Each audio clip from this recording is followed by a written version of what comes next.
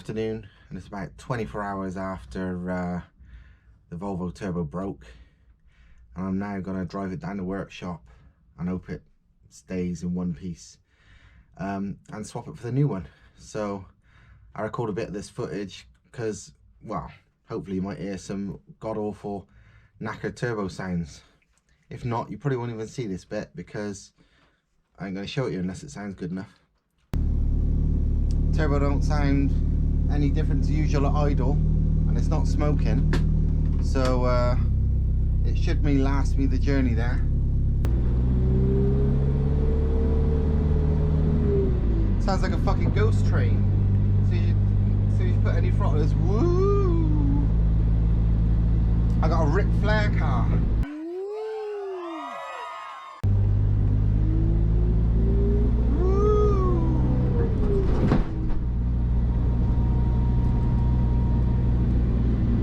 One of those whistle tips in it. The whistles go woo! Yeah, that don't sound healthy.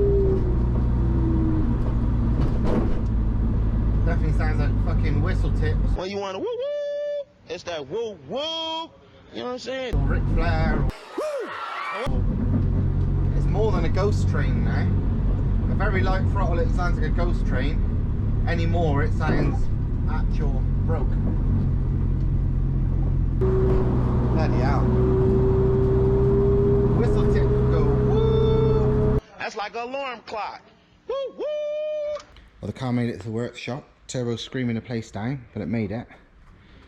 All looks completely fine, but I'm pretty sure it's not. That's the replacement one.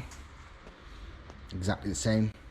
This one I've not ported it half as much, so I'm going to swap the housings over probably, providing this one ain't got too much damage. But guess we better have a look.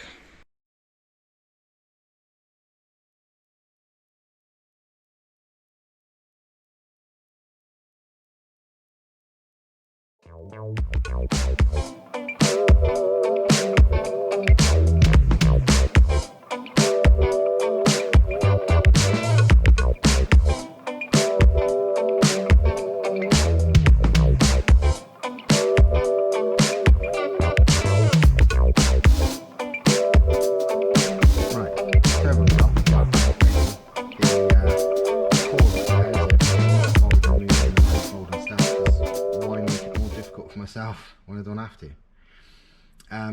But yeah, let's show you what's happened to the turbo. On the compressor side, very little, in all honesty. It's taken a bit of slight bit of metal there where it's come into contact with the compressor housing, and the housing itself pretty much fine. You see where it's touched it, but it hasn't. It's barely, put it that way. So it's like, oh right, but there is a lot of play, a little bit in out, not lots, I must admit, but a lot up down. It's like, oh okay, and this is the reason why it seems. I mean, I thought, oh, you know, it's just worn out because it just, you know, couldn't take no more, or the bearings couldn't take no more, but not the case. That's what happened. Exactly why, I couldn't tell you, because there's no sign of heat damage and all the others are perfect. Normally when they start to go, they all start melting along here and stuff. So that to just like completely snap off like that, I don't know. It's you kind of say foreign object damage, but I can't see where it would have come from because the engine isn't damaged and nor's the manifold. Might just be over speeded and fractured. I don't know. I honestly don't know. But yeah, that would have that breaking off, I would say, unbalanced the turbo, which then fucked up the bearings basically. So yeah, trouble is now, how much has that exploding off damaged the housing. I don't really want to fucking take the housing off, because I haven't, that's the one thing I've not got a spare of, because I drilled a hole in that one for reasons that, well, because of thinking of using that to put the anti-lag valve to, but it turned out I didn't need to. So I haven't got a spare housing. So see how damaged the actual housing is. Right, I think the answer is a little bit. Doesn't look wildly, I'm gonna have to compare it to the other one. It don't look wildly bad, but that is a bit of a scrape. So the question is, do I just send it like that? I'm going with yes.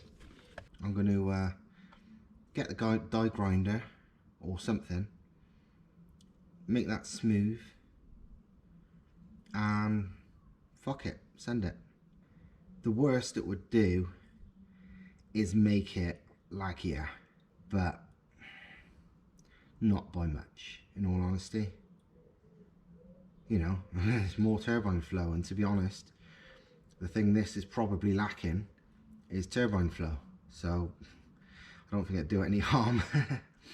So fuck it, I'm going to clean that up and blow it out with the air compressor and fucking pull it back together.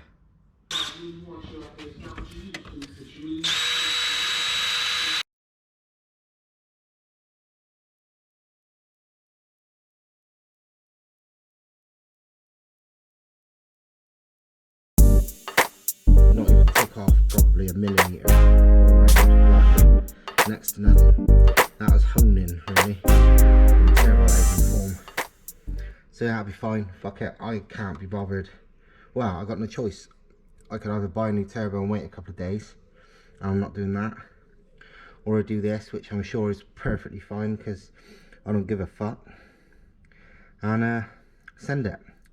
So I better put the take the other turbo apart and nick the core. So I'm gonna reuse that housing, keep that as a spare, and yeah, let's take it apart.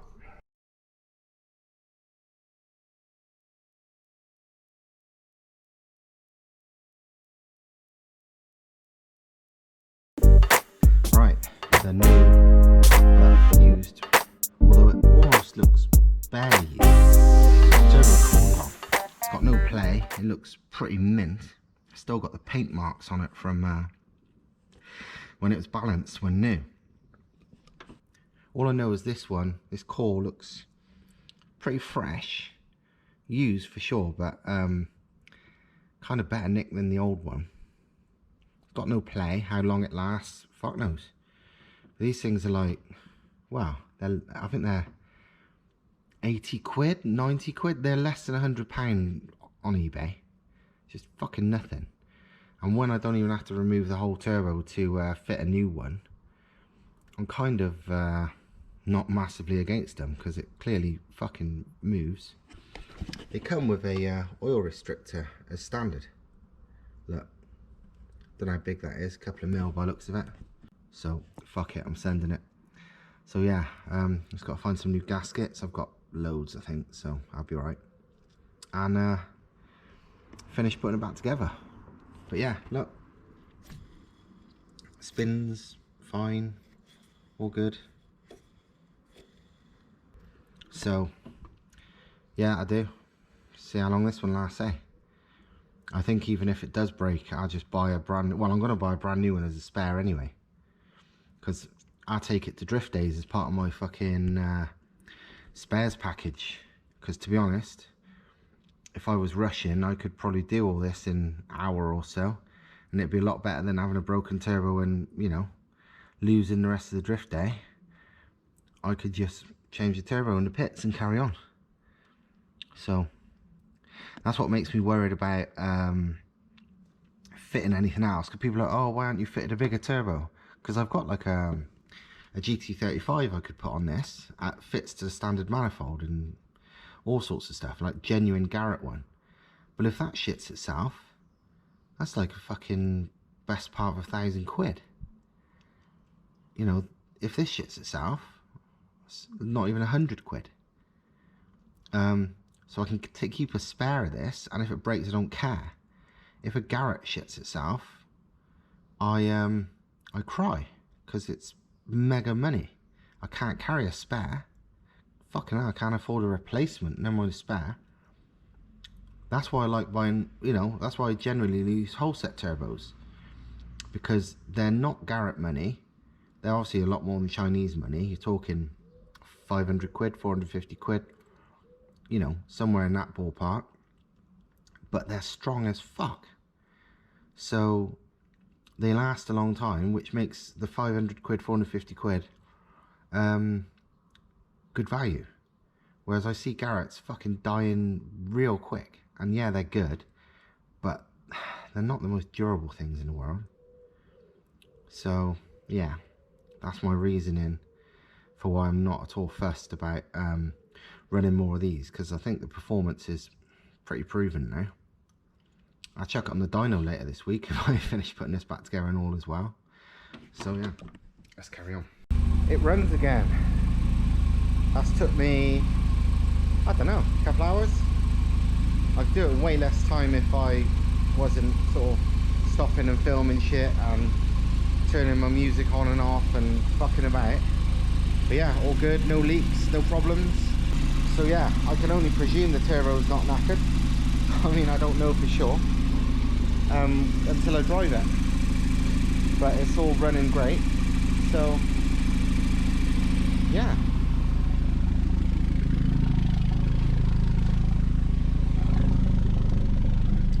Maybe if I put under a bit of load, we'll be able to tell.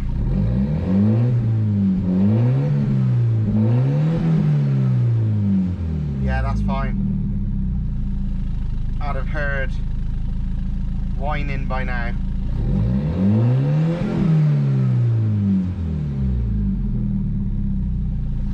Yeah, that's fine. So yeah, let's go for a drive. Drive home, see what the crack is.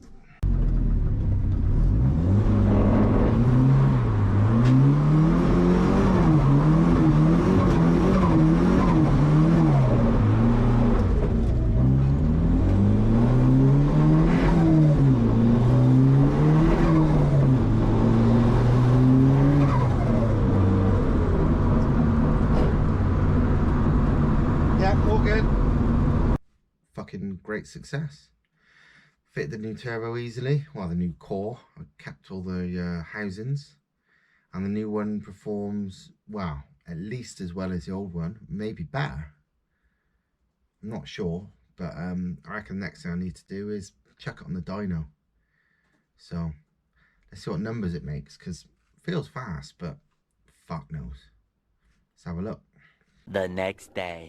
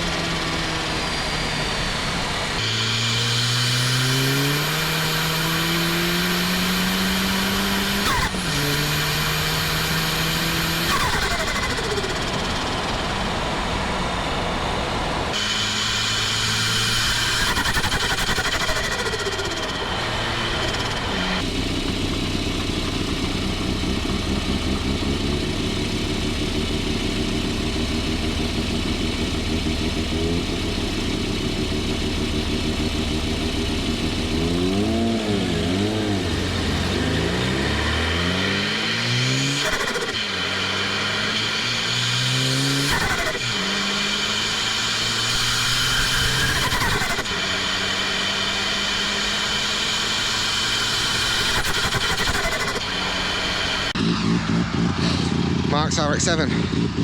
It's fucking ace.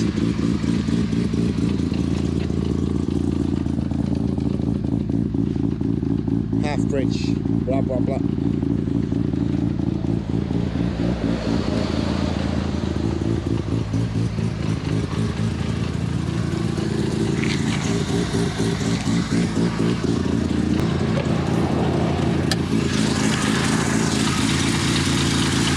Excuse the shit air filter.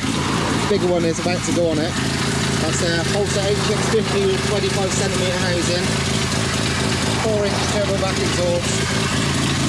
And yeah, it's a fucking weapon. Mapping on Sunday. Yeah, what were you saying? What's gonna be boost? The map sensor one, that one? Yeah, map. So no, that's map voltage, so no. Map, it'd be something else. Yeah, I can't find it. It'd be mapping something. Map limit KPA? 200? Yeah, 200, yeah. So that's obviously taken into account Well, that's at low though, yeah? So 100 kPa would be... 1 bar, Yeah. I think, isn't it?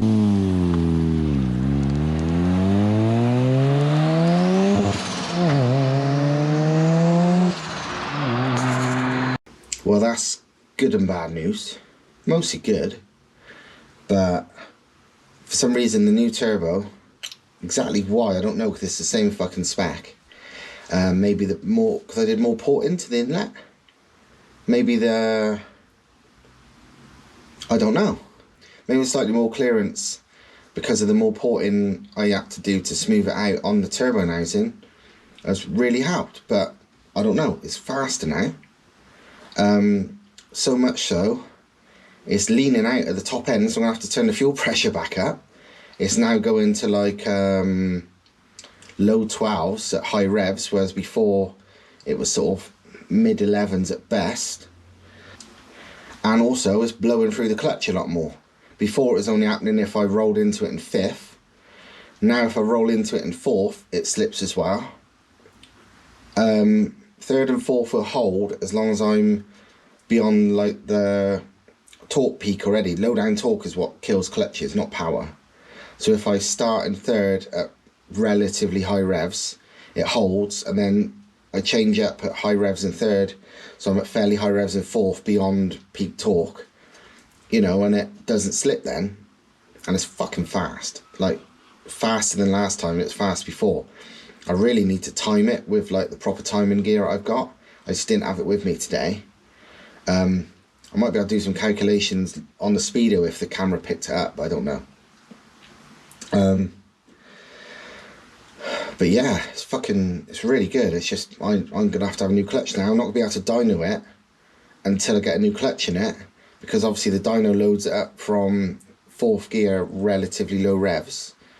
So the load of the dyno, I'm fairly certain, will just blow straight through the clutch, so can't dyno it until then.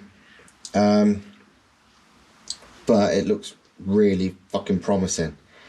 What I saw of the boost, it seems to peak at like 2.1, 2 bar, sort of 2.1 for a second, 2 bar, and then holds 1.9 pretty much all the way to the red line. I'm only revving it to like 6, 6.5. It don't feel like, you know, there's much more beyond that. It, you know, it feels like it's dropping off, so I'm not taking it all the way through to 7. A bigger turbo I'm sure would, but nah, this one don't really want it.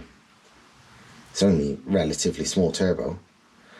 Well, I say relatively, it's a fuck's sake bigger than most people run on their Volvos in this country, but it's still only a TO4E compressor wheel and a fairly big T3 turbo inside. So it's one of them. Yeah, like TO4E57 trim, so it's about a 450-ish brake compressor wheel, and the turbo wheel is a fair size, don't get me wrong, but it's, yeah, I reckon the turbo probably could push over 400 on the right car. I don't think this is the right car, but I don't know, we'll see what, I get it dynoed and we'll see what it's making. But yeah, mostly good news. This new turbo hasn't broke. I've ordered another one actually. 90 quid. Well, 89.99 delivered, brand new. So I've got a spare again. And yeah, fuck it, good times.